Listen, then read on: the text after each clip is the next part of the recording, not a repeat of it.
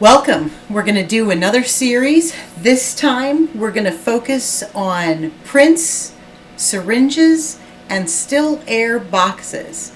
In our first part, we're going to be talking about how to prep to make syringes. Whenever you want to set up to work, the first thing that you're going to need is your still air box, which we're going to show you how to build in another episode. And you're going to need a various set of supplies. One of the most important things that you're going to need is a good working pen.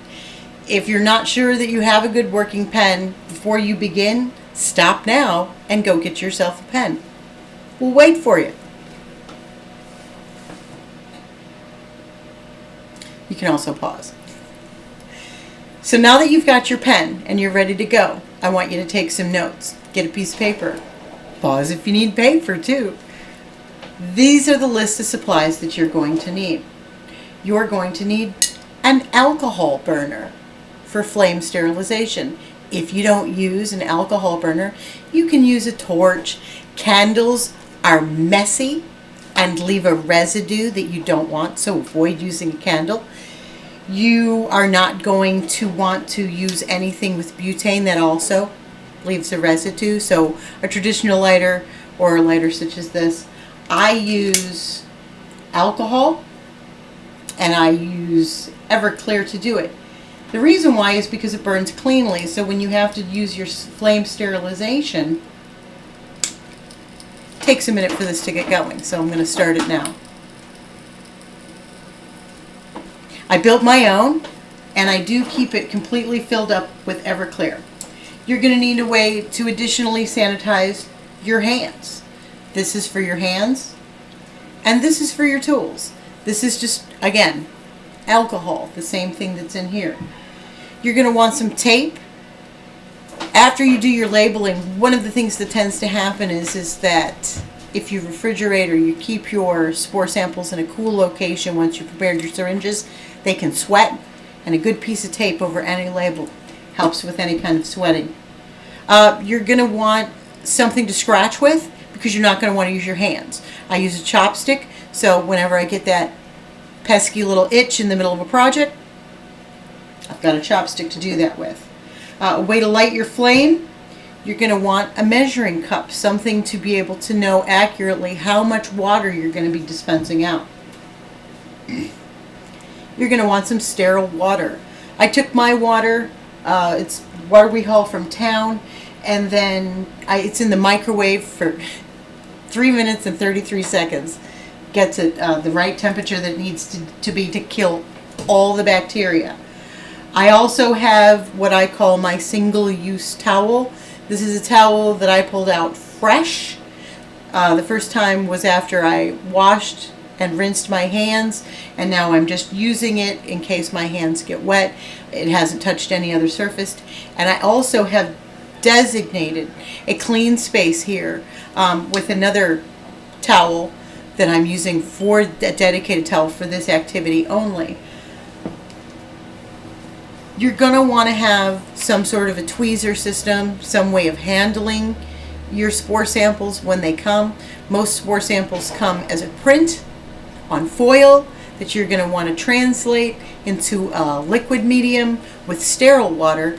I purchased this off Amazon a while ago, and it gives me a nice array of different tools that I can use.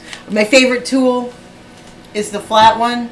I use this one the most, so I already have it selected.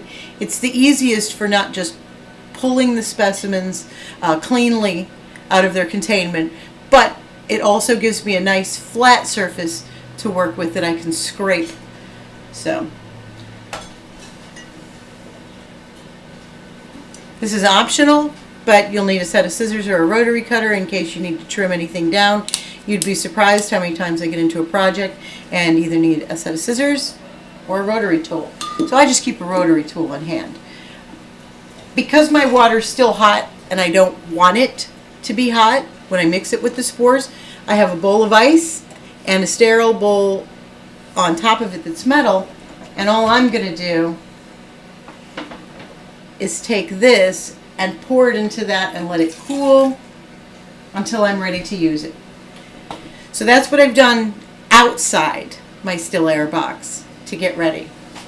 And that's just on one side. I actually keep my sides separate between what I consider my wet zone and my dry zone. So I've even divided my zones to this place is going to get wet. But this place needs to stay dry. So on the dry side are my labels. My labels are in such a way that you've got the product name up at the top. From there, you need to have your disclaimer, microscope use only. What is the species? This is a psilocybe cubensis. And then I have a location here for 2020 marked where I can fill in the date. And so anyone that I need to work with today, I've gone ahead and I've printed out all my labels, ready to go, so I don't have to work on it later. I also have a bag because I'm going to be going through some paper towels while I go through this. And I like to keep a tidy workspace, so I do have a bag here. My cat's going to jump in this bag from time to time, but I'm going to be okay with that. My tools for building syringes are the number one tool that I use that is probably used a lot of times. It's first even in my listing. It's called a lure lock, if you're not familiar with a lure lock. It's a very small little plastic. It's about 1 centimeter tall, usually in black, sometimes in green, depending on which gauge that you've got. I buy them by the hundreds and I keep them in here. A lure lock is very essential for building your syringe. Your syringe can't come unhinged due to pressure that is vacuumed in as long as your lock is in place. So as long as you lock your syringes once you prepare them, your lure lock will keep everything in place. So you need to have a stash of those.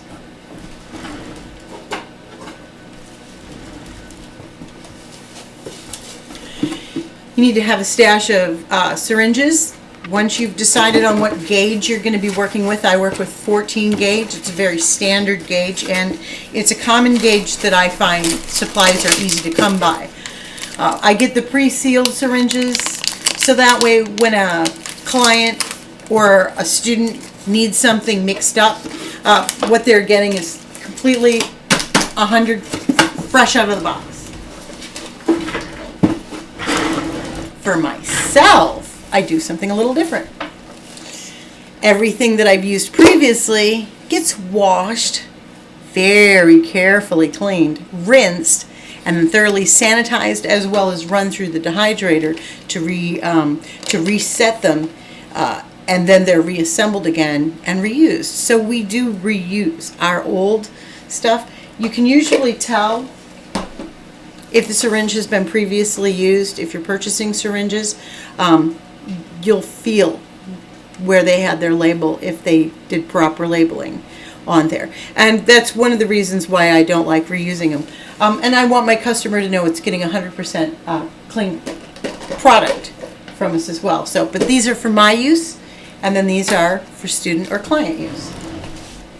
You're going to need a bunch of paper towels, and if you layer your paper towels correctly and you sanitize your entire workspace properly, your towels, you shouldn't be running through them really fast. There are ways that you can fold, reuse. You're using alcohol, you're using sanitizer to keep things clean.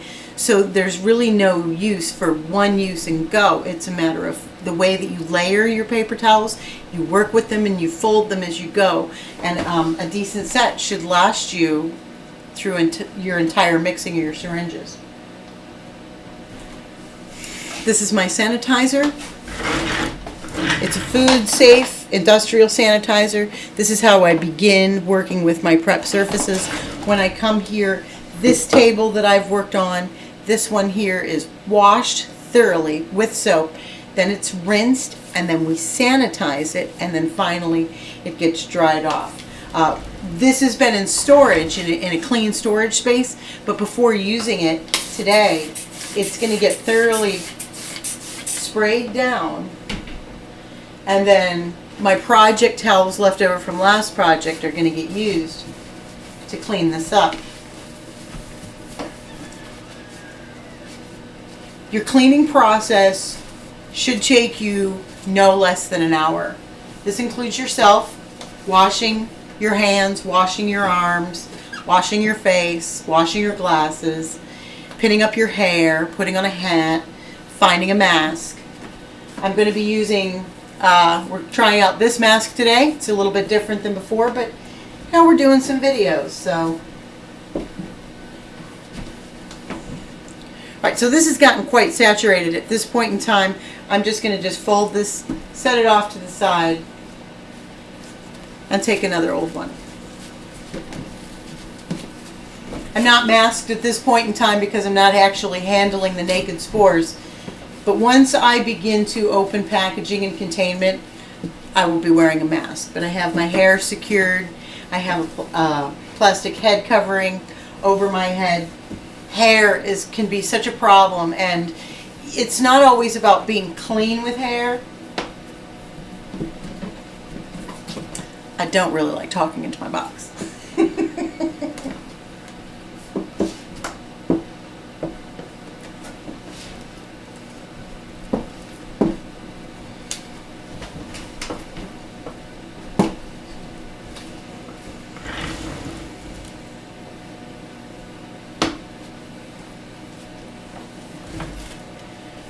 Okay, so that's pretty done. Once I've done that, I'm going to start wiping off all my other tools. Like I said, this is my wet zone, and so I want to keep everything that I'm going to touch from here on out as clean as I possibly can. I feel like I've gone the life with these. I'm going to put that down. Do some of this. You're going to see me re-sanitize my hands quite a bit in the making of syringes. It's a habit now that I become aware since I don't wear gloves, and I don't recommend that you wear gloves either. You're more in tune of where your skin is touching itself against what surfaces as you're working, and you want to keep your spaces absolutely clean as you can. So re-sanitizing your hands before you begin to touch materials and supplies is best. One of the things that I will also do is sanitize my hands. I do a dual sanitation once I begin doing the very clean work, and I don't think that you can clean yourself enough times. If you don't feel like you've reached that level, do it again until you feel that you've reached your good point of no contaminants. I think I'm just about ready. The last thing that we need, the last thing on your list is a needle. I get mine in boxes, and all these materials and supplies can be purchased on Amazon. I haven't found a lower cost source yet, and it doesn't seem to be a high demand item with the current state of things. So you can find these needles. This is a 14 gauge, 1.5 inch, and it's blunt. I don't like the sharps, but I did build a sharps container for the disposal of my needles with an old litter box container. So please dispose of your needles responsibly if you're not going to be reusing them.